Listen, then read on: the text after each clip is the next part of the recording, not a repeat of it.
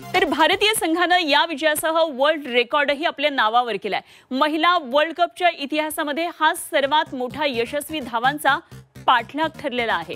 या आधीचा विक्रम हा ऑस्ट्रेलियाच्या नावावर होता, ज्यांनी या स्पर्धेमध्ये भारताविरुद्ध 331 धावांचं लक्ष्य पार केलं होतं। तर सेमीफायनलमध्ये 339 धावांचं लक्ष्य पार करत भारतानं ऑस्ट्रेलियाचा हा रेकॉर्ड मोडलाय। तर भारताच्या विजयावर अभिनंदनाचा आता वर्षाव होतो आहे आणि सोशल मीडियावर अक्षरशः मेसेजेसची बरसात होती आहे। तर सचिन तेंडुलकर अप्रतिम विजय, शाबास जेमिमा रॉड्रिग्स आणि हरमनप्रीत कौर, तुम्ही दोघींनी संघाला विजय मिळवून देण्यात मोलाचा वाटा उचलला। गोलंदाजीत श्रीचरणी आणि दीप्तीनं कमाल केली, तिरंगा असाच उंचावत ठेवा।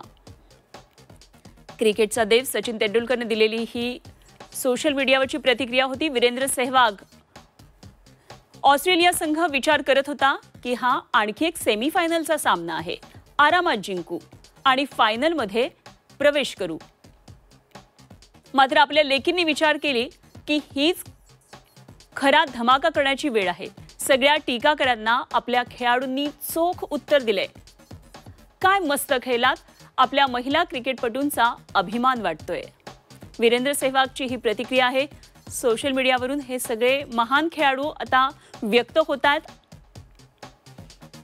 तर नितीन गडकरी केंद्रीय रस्ते वाहतूक मंत्री आहेत आणि त्यांनी देखील सोशल मीडियावर आपली प्रतिक्रिया व्यक्त केली आहे। भारतासाठी अभिमानास्पद क्षण, जिगरबाज भारतीय महिलांनी बलाढ्य ऑस्ट्रेलियाला धूळ चारत वर्ल्ड कप फायनलमध्ये प्रवेश केला आणि हा विजय त्यांचा दृढ निश्चय, कौशल्याचा आहे। फायनलसाठी भारतीय संघाला शुभेच्छा।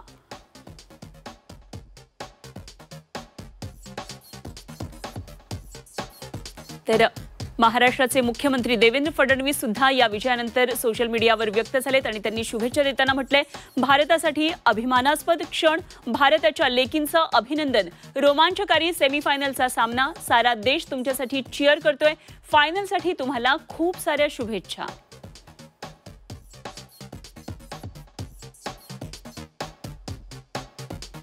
उपमुख्यमंत्री एकनाथ शिंदेंनी सुद्धा आपली प्रतिक्रिया व्यक्त केली आहे। भारतीय वाघिणींनी पाडला कांगारूंचा फडशा, महिला विश्वचषक क्रिकेट स्पर्धेच्या उपांत्य सामन्यात भारतीय महिला संघाचा ऐतिहासिक विजय, ऑस्ट्रेलियन महिला संघाचा उडवला धुव्वा, सर्व भारतीय महिला क्रिकेट संघाचं दैदिप्यमान कामगिरीबद्दल मनपूर्वक अभिनंदन आणि अंतिम फेरीसाठी हार्दिक शुभेच्छा।